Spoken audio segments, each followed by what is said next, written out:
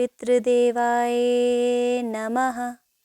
ओम पितृदेवाय नमः।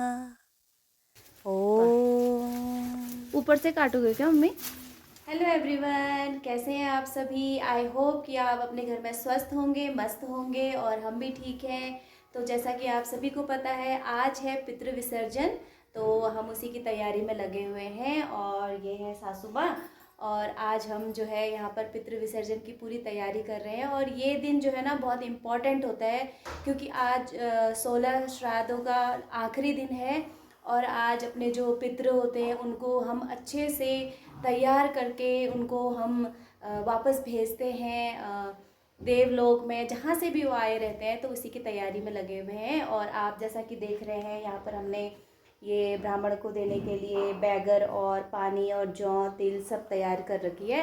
तो अभी मैं जा रही हूँ नीचे कूस के लिए। जो कूस है उसी का आज, क्योंकि कूस इसलिए ला रही हूँ क्योंकि 16 श्राद्ध के अंदर ना हमारा जो है श्राद्ध नहीं हो पाया इस बार, कहीं नाटक हो गया था, तो इस वजह से हमारे घर में श्राद्ध नहीं हो पाया मेरे ससुर जी का।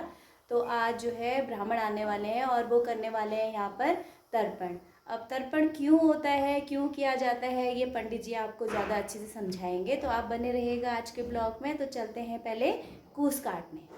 तो अब हम जा रहे हैं कूस काटने। कूस जो है हमने बहुत बो रखा है वहाँ पे। पहले तो पंडित जी लाते थे, तो आजकल हम खुद ही मतलब अपने घर में से ही काट के उसको ले आते हैं। तो पहले जाते हैं हम कूस काटने।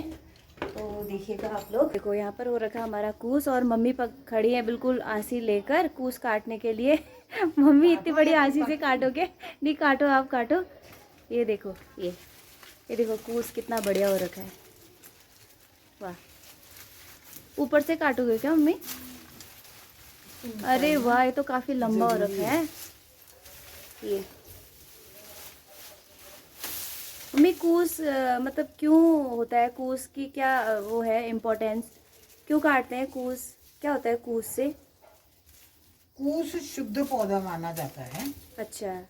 इसलिए जो है चाहे किसी पक्ष में हो कूस का प्रयोग होता है। चाहे मतलब कोई भी चाहे कार्य कोई हो। भी शुभ कार्य हो, उसमें हाँ। कूस का प्रयोग होता है। अच्छा अच्छा। तो देखो हमारा कूस कितना बढ़िया हो रखा है। और सभी को कूस लगाना ही चाहिए अपने अपने घरों में, ताकि मतलब किसी से मांगना ना पड़े। क्योंकि आजकल लोग ना छोटी छोटी चीज़ें देने के लिए भी बहुत नखरे करते हैं ना मम्मी, नखरे। हाँ करते हाँ, हैं। देना पिछली ही नहीं बार चाहते तक हैं। हमारा कूस उजड़ गया था, तो हाँ मांगने के लिए गए तो कूस ही नहीं मिला हमको। हाँ। तो इस बार हमने सोचा कि यहाँ पर जब हम नीचे रहते थे ना, तो हमने यहाँ पे देखो ये तुलसी लगाने के लिए, दिया जलाने के लिए तुलसी का बान्ना बनाया हुआ था। सभी को पता है कि तुलसी का बान्ना ही बोला जाता है इसको। तो अब हम चलो ऊपर चले गए, तो जो किराएदार आते हैं वो कोई कोई किराएदार यहाँ पे तुलसी लगाना चाहते हैं, दिया जलाना चाहते हैं, तो उसके लिए हमने ये बनाया हुआ है। तो देखो ये कितना बढ़िया हो रखा है कूस। तो सभी ने अपने घरों में एक एक पौधा कूस का तो ज़रूर लगाना चाहिए। पौधे। मम्मी एक दाना अमरूद का पका है, देखो, ये तोड़ लो इसको। हाँ हाँ तो ये देखो, घर का अमरूद, घर की खेती। ये देखिए कितना सुंदर। लो पकड़ो। और एक ये छोटा सा पौधा, ये तो बहुत ही छोटा पौधा है। इसको जो है ब्लॉक से लेके आए थे और इसको लगाया है। देखो कितना छोटा सा पौधा है। इस छोटे से पौधे में इतने अमरूद लगे हुए हैं, देखो।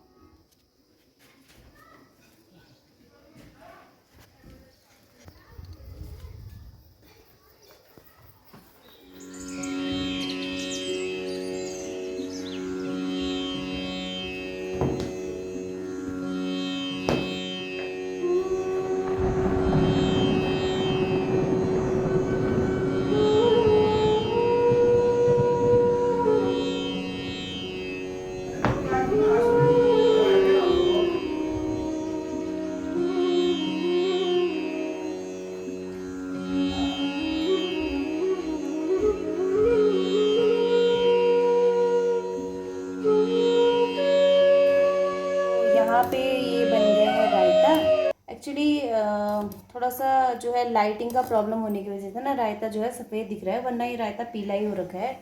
और ये मैंने पीस लिए मांस, और इसमें बनी है सब्जी, इसमें बन चुकी है खीर, और इसमें जो है अभी बड़े और मांस की पूरी तलने के लिए मैंने रखा है तेल। तो जितनी भी चीज़ें मतलब श्राद्ध के दिन बनती हैं ना, वो सारी चीज़ें बनाने के लिए मैं यहाँ पर बैठी हुई हूँ। और सारी चीज़ें, आधी चीज़ें तो बन गई हैं और इसमें जो है पूरी और बटके डालते हैं। उसके बाद ब्राह्मण आ जाएंगे तो पहले वो अपना जो भी करना है उन्होंने तर्पण वगैरह वो करेंगे, उसके बाद गाय को देने के लिए जाएंगे।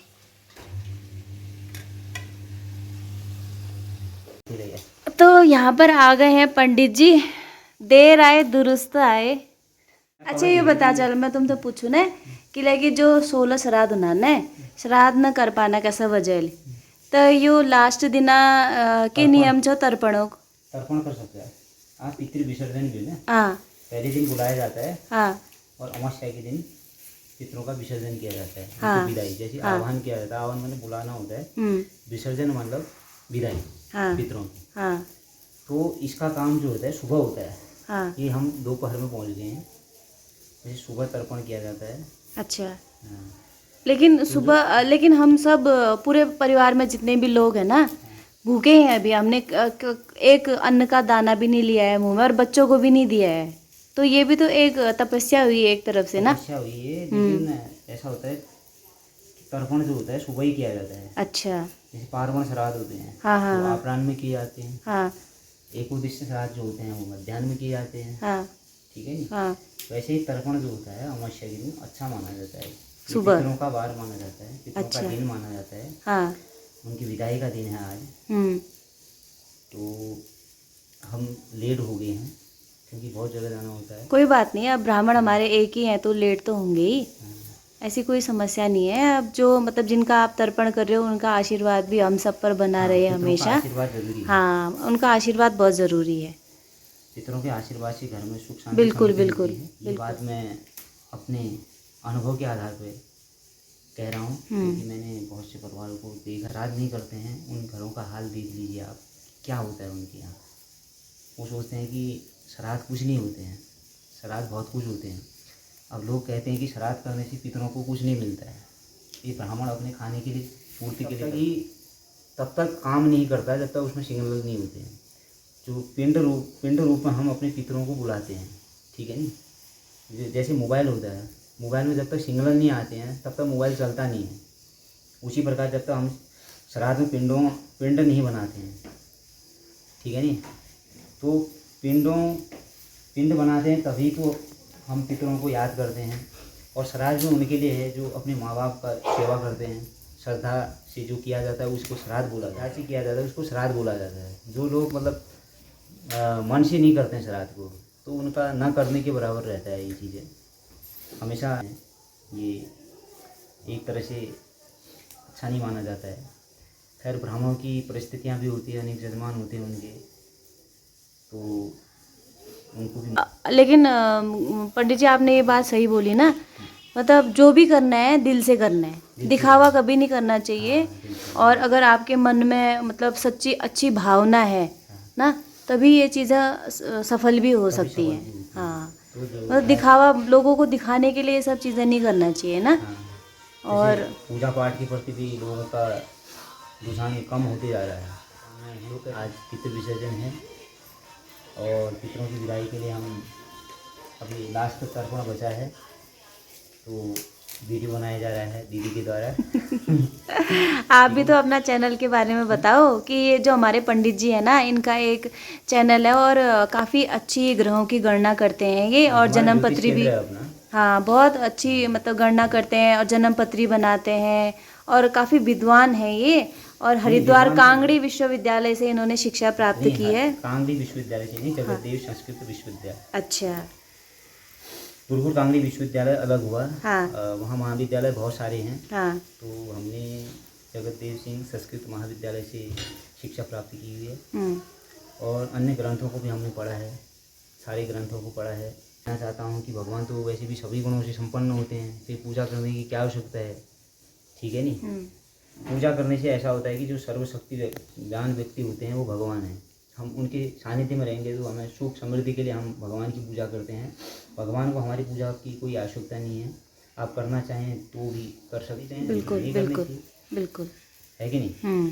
लोग बहुत कहते हैं कि ये पंडितों के द्वारा बनाया हुआ ये सब कुछ सृष्टि वो है, तो हम तो वैज्ञानिक हैं। मैं कहना चाहता हूँ कि वैज्ञानिक भी हैं तो ठीक है, वैज्ञानिकों ने अपना शोध अध्ययन किया हुआ है, लेकिन विज्ञानी भगवान है ऐसा भी नहीं कहना चाहिए। बिल्कुल। ठीक है नहीं। तो ये संसार सृष्टि की रचना हुई है, भगवान ने जो किया है वो विज्ञान भी नहीं कर पाता। विज्ञान अगर 2 मस्तिष्क बना दे तो मैं विज्ञान को मानने के लिए तैयार हूँ।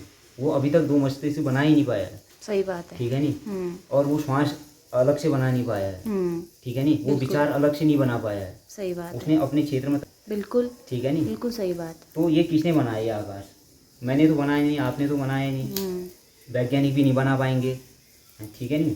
तो बारिश होती है तो प्रकृति यही है, अपने तरीके से होती है, अपने समय पे होती है। बिल्कुल। जैसा हमारा भाव होता है भगवान के प्रति, और वैसा ही हमें फल भी सृष्टि मिलता भी उसी के अनुसार चल रही है जैसा है। हम अगर समय प्रकृति चल को रहा जितना है। ज़्यादा गंदा करेंगे, हाँ। प्रकृति से उतना ही ज़्यादा नेगेटिवता हमारे अंदर रहेगी, और समाज में उतनी ही ज़्यादा नेगेटिवता रहने से परिवार में जो है हर समय वही स्थितियाँ बनी रहेंगी। जैसे गंदगी हम करते हैं कहीं पे प्रकृति में, तो प्रकृति में जब हम गंदगी करते हैं तो उसे पर्यावरण दूषित होता है। जैसे हम कहीं पे साफ होता है, साफ अगर स्वच्छ होता है तो मन खुद ही हमारा निर्मल बन जाता है। अगर गंदगी होती है तो हमारे मन भी व्यथित होता है। तो हम प्रकृति को गंदा करेंगे, अगर प्रकृति को हम गंदा करते हैं तो जो प्रकृति हमें लौटाती है वो हमें नेगेटिव जो शक्तियाँ होती हैं वो ज़्यादा हावी हो जाती है। इसलिए हर घर में तनाव की स्थिति बनी रहती है, और जहाँ भगवान का ध्यान जब नहीं किया जाता है वो लोग ज़्यादा परेशान रहते हैं। बिल्कुल। ठीक है नहीं। ये चीज़ें अक्सर आप देखना कि होती है। ये चीज़ें जो भगवान की जन्म देंगे वैसा सृष्टि मतलब समाज वैसे ही बढ़ते जाएगी। ठीक है नहीं। आज इतने युद्ध हो रहे हैं, ये हो रहे हैं, इसलिए पर्यावरण दूषित हो रहा है, ग्लेशियर पिघल रहे हैं। ठीक है नहीं। प्रकृति के प्रति चिंता न सरकार कर रही है न जनता को है। ठीक है नहीं। कुछ पर्यावरणविद हैं जो चिंता करते हैं बेचारे, उनको धन्यवाद करना चाहते हैं। लेकिन यही है कि मतलब हमें पितरों का आशीर्वाद भी चाहिए और भगवान का आशीर्वाद भी चाहिए, दोनों का आशीर्वाद होना बहुत जरूरी है। नवरात्रि के लिए सभी व्यक्तियों को बहुत बहुत शुभकामनाएं हैं। माँ दुर्गा का आशीर्वाद आप पे बना रहे, ऐसी मैं कामना करता हूँ आपके चैनल के माध्यम से, और आपका चैनल ज़्यादा से ज़्यादा लोग देखें क्योंकि इसमें अच्छी बातें ज़्यादा रहती हैं, थोड़ा कॉमेडियन भी रहता है, ज़रूरी भी है वो। लोगों को हंसाना भी ज़रूरी है ना लोगों को पंडित हंसाना जी, भी क्योंकि ज़रूरी है। संसार में दुख बहुत हो गया है। सब दुखी रहते हैं तो एक कोशिश होती है कि थोड़ा सा अपनी कॉमेडी से लोगों को हंसाया जाए। और क्या रखा है संसार में पंडित जी, ये बताइए ना। खुशियाँ बांटनी चाहिए बस। दुख का कारण भी मन ही होता है ना। बिल्कुल। मन में जैसी वृत्तियाँ होंगी हमारी, हाँ जैसे हम किसी को हंसाते हैं तो बिल्कुल। हमें खुशी का आभास होता है। धन्यवाद आपका। बहुत बहुत धन्यवाद आपका, बहुत अच्छी बातें बताई आपने। अब शुरू करें फिर। ओम बोडुस त्रिवंताम, ओम बोडुस त्रिवंताम, ओम मंजिका त्रिवंताम, मंजिका त्रिवंताम। अब माला उल्टी उज्जनी उल्टी नमः राम सिंह परमणः वसु तीर्थांजन जन तस्मै शराय नमः त्रिवद्दम त्रिवद्दम त्रिवद्दम। अब बड्ड बुबू नाम तीर्थांजन जन तस्मै शराय नमः त्रिवद्दम त्रिवद्दम त्रिवद्दम। आमान आमान शांडिल्य उत्पन्न कौशल्या देवी दा। अब औरों का बताओ जो निकल। अभी पानी इसमें छोड़ो इधर। ओम उदीतमातर उत्परास उन्मत्याः पितरः सौम्यासाय अथर्वणो दीर्घ सौम्यासः तेखा वैभुंसो मनुष्यो यकिमामपि भद्रे सोमनस्य श्यामनायन्तुरः पितरः सौम्यासु अग्निमाताः पार्थिव देव्याने अस्मिन् यज्ञे सदा वदन्तु ब्रुवन्तु ते अस्मानः ऊर्जं शैकृत्वं जुगत्वा मधुवाताजिरायते मधुचरन्ति सिन्धवः माधवेन सन्नोगतिः मधुनक्तन्तुजो मधु पितृसुखायो नमः पितरो जीवायो नमः पितृसुधाय नमो पितरो घोरायो नमः पितरो मन्यदेव पितरो नमो गृह्णन् पित्तो दत्तः सतो भव पितरो द्वैतमतः पितरो वास आदात्तः तथा यक्षानागा गन्धर्वाक्षा पिशाचा गुह्यका सिद्धा कुष्माण्डा कर लिया जब तू पित्तर छूट रहे तेषां मप्याय दिने यते सलिलं मयाय बान्धवा बान्धवाश्च ये जन्मनि बान्धवाः ते तिक्तम् अखिलं यान्तो यस्मात् मत्तो अभिवाञ्छते ये मे कुले तिलोदकम्। अब एक बार बीच में कर दूं गंगा पुत्र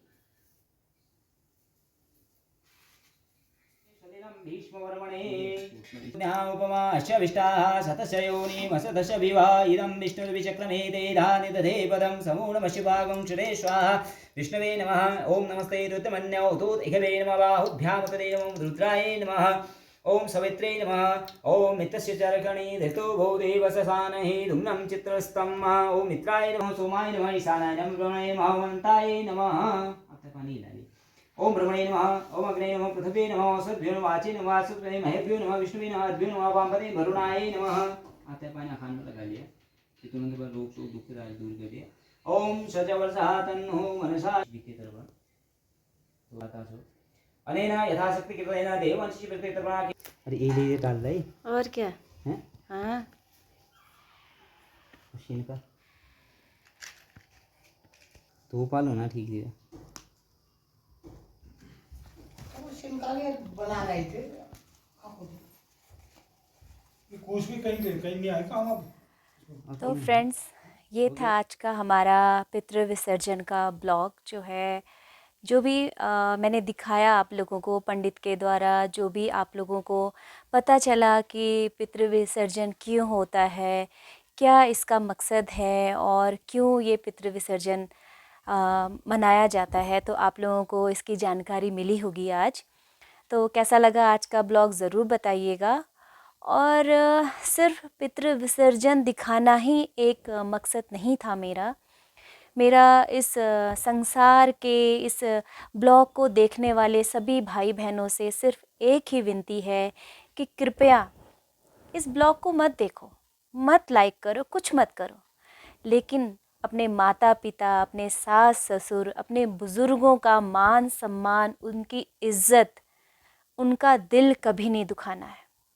हमेशा उनकी इज़्ज़त करें, उनका मान सम्मान करें, उनका ध्यान रखें। क्योंकि क्या होता है ना, दुनिया में हर रिश्ता आपको दोबारा मिल सकता है। आपकी बीवी मरेगी, आप दूसरी शादी करेंगे, आपको दोबारा बीवी मिल जाएगी, है ना। आपके बच्चे नहीं होंगे, आप गोद लेके भी बच्चों से मतलब माँ बाप कहलाने लायक बन जाएंगे।